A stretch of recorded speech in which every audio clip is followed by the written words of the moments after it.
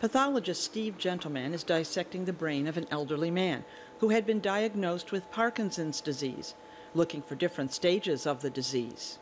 Parkinson's disease pathology, which often starts off as a motor problem, the longer you live, the more likely you are to get more cognitive problems, more decision making, etc. So we have 6 areas of the brain that we know there'll be a fairly stereotypical spread of pathology over time. Parkinson's affects nerve cells deep in the brain that produce a neurotransmitter called dopamine, which relays messages that plan and control body movement. Despite huge strides in diagnosing and understanding the degenerative condition, doctors struggle to treat the symptoms. If the disease can be caught before too many neurons have died, medication and physical therapy could help control its progression. But catching Parkinson's early is the problem.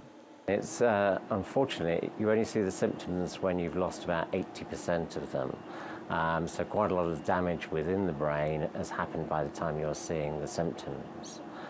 But the symptoms of Parkinson's are not all just about motor control. There are the non-motor features, there's a high incidence of depression, there's declining cognitive function as well. So it is a very complex disease that affects quite a lot of different neuronal pathways. As he works, Gentleman notices the lining of black cells on the midbrain is not continuous, the first sign of Parkinson's. Examining the brain further, he finds indications that the man had Parkinson's for 3 years. The brain samples will be placed on wax slides for closer examination through a microscope. We don't have any drugs that stop the disease process. We are symptomatically treating. We're treating what we see. But if and when, and hopefully with the research that goes on, we'll be able to find a drug that will stop progression. But to do that, scientists still need to find a way to identify Parkinson's patients before they start to show symptoms of the disease. Deborah, VOA News, Washington.